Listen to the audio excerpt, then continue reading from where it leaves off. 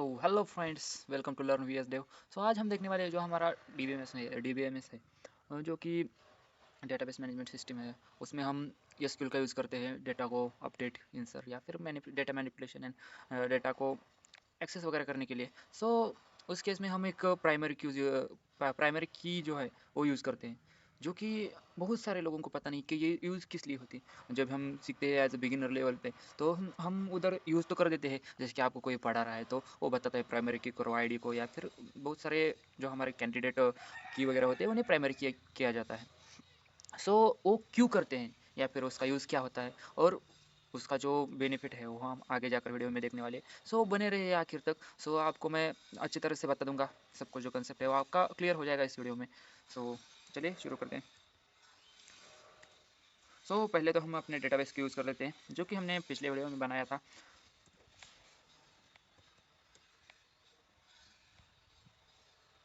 शायद से यही नाम था, हो यही नेम था। सो उसके बाद हम अपने टेबल को देखते हैं। पहले तो हमने क्या किया था, टेबल को देखने के लिए हमें सिंपली सिलेक्ट स्टार फ्रॉम, हमारा जो टेबल नेम था टेबल टेबल 1 करके यही था। सो उसे देखेंगे। हाँ, हमने यही एंट्री किए थे, दोनों यूज़र नेम और पासवर्ड। सो पहले तो हम इस टेबल में जो हमारा डेटा है उसमें और डेटा इंसर्ट कर देते हैं। सो इसके लिए हम इंसर्ट इनटू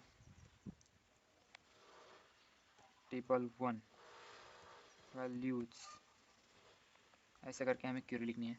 उसके बाद हमें वैल्यूज़ डालने के लिए सिंपली ब्रेसेस का यूज़ करना है। उसके बाद हम डबल कोट में जो हमारा यूज़र नेम है तो वो डालेंगे,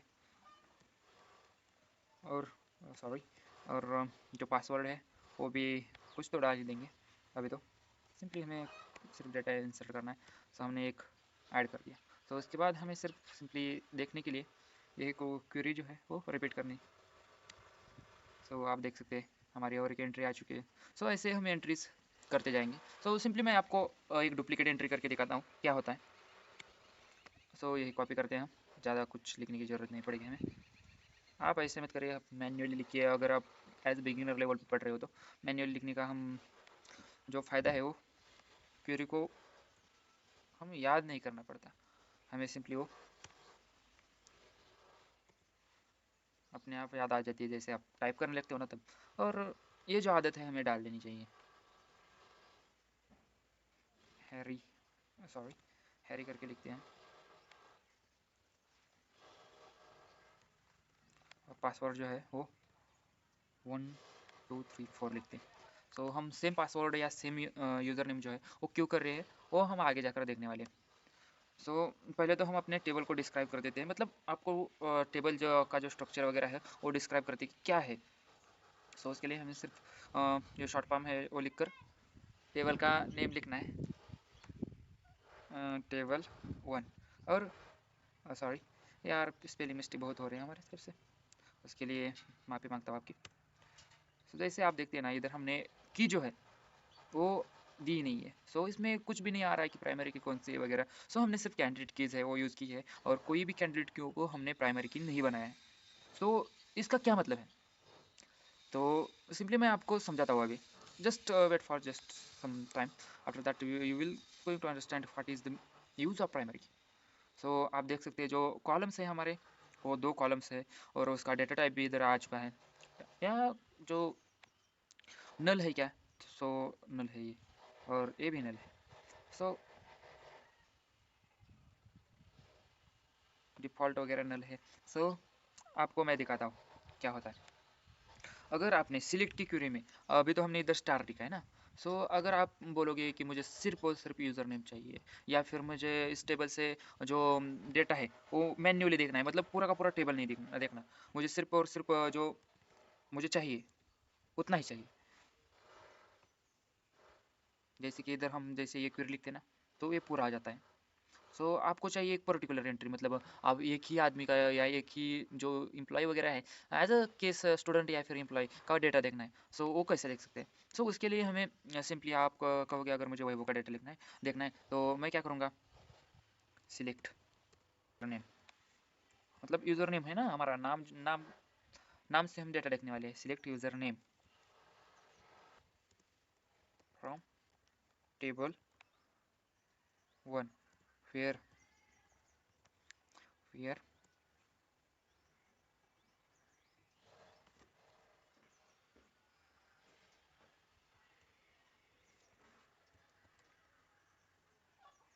या फिर हमने पूरा डेटा देखना है ना, तो यहाँ पर यूज़र नेम नहीं लिखेंगे हम, यहाँ पर सिर्फ star from table 1 where user name equal to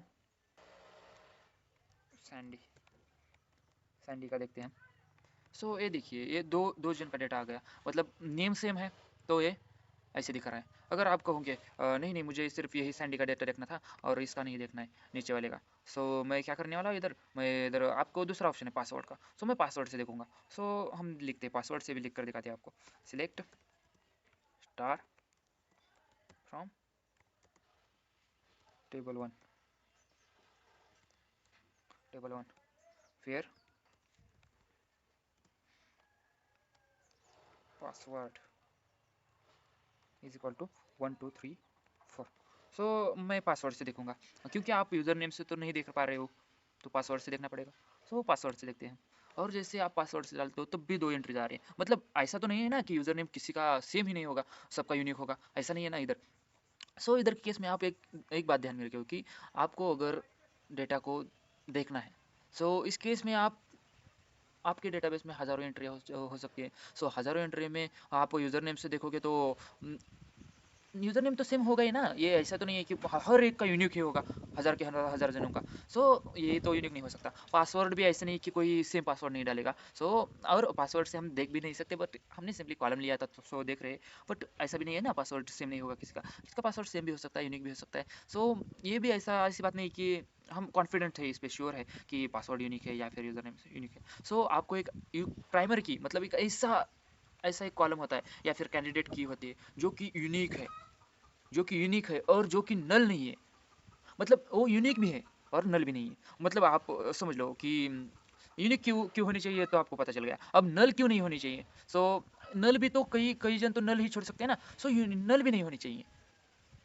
और कई बार आप नल से अगर डेटा देखने जा रहे हो, सो जो जितने भी डेटा एंट्री उसमें कैंडिडेट की में नल होगी वो सारी आ जाएंगी, तो ऐसा नहीं है ना वो यूनिक हो चुकी है, वो यूनिक नहीं है। अगर दो तीन जनों का अगर नल है, सो वो नल तो यूनिक नहीं है ना, क्योंकि तीन जनों का तो नल है। सो उस केस में हमको प्राइमरी की जो है वो यूनिक चाहिए और वो नल नहीं होनी चाहिए। सो हम यूज़र नेम को प्राइमरी की नहीं बना सकते, क्योंकि यूज़र नेम सेम हो सकता है या फिर नल, कोई कोई बोलेगा मुझे यूज़र नेम ही नहीं डालना। ऐसा तो नहीं है ना आपने कंपलसरी कर दिया हो कि यूज़र नेम डाल ही दो, ऐसे कर दो। अगर आप एडमिशन प्रोसेस में डेटाबेस का यूज़ कर रहे हो, और अगर सोच लो आपने अगर यूज़र नेम की जगह पर आधार कार्ड नंबर डाला हो, और किसी ने आधार कार्ड के लिए अप्लाई नहीं किया हो, सो उसके पास आधार कार्ड नंबर तो नहीं है, और आपने सोच लो आधार कार्ड को प्राइमरी की बना दिया, सो वो आपका एडमिशन कैंसिल हो जाएगा ना। वो तो बंदा एडमिशन ही नहीं ले पाएगा, क्योंकि उसके पास आधार कार्ड नहीं है। सो आधार कार्ड को आप प्राइमरी की नहीं बना सकते। सो उस केस में आपको क्या करना है, सिंपली जो कोई बेसिक बेसिक इन्फॉर्मेशन नहीं है बंदे की, बट आपके लिए वो इफिशिएंट है, जो कि आप उसका डेटा देखने के लिए या स्टोर करने के लिए यूज़ कर सकते हैं। जैसे कि कॉलेज में आप देखते होंगे कि पीआरएन नंबर वगैरह होता है, जो हमारा यूनिवर्सिटी का पीआरएन नंबर होता है वो हर एक के लिए यूनिक होता है। या फिर आपका जो कॉलेज का जो रजिस्ट्रेशन नंबर होता है, कि हम आपने कॉलेज में एडमिशन लिया है, तो कॉलेज का डेटाबेस में जो आप एंट्री करवाते हो ना अपनी, तो हर एक बंदे के लिए वो एंट्री रजिस्टर नंबर से सेव होती है। मतलब आपका जो रजिस्ट्रेशन नंबर है वो हर एक का यूनिक होगा, और वो बिना लिखे या फिर बिना रजिस्ट्रेशन नंबर के एडमिशन नहीं होता। सो ए प्राइमरी की भी वैसे ही वर्क करती है, सेम टू सेम। मतलब आपको प्राइमरी की जो है वो यूनिक और नॉट नल ऐसी प्रोवाइड कर दी जाती है डेटाबेस की तरफ।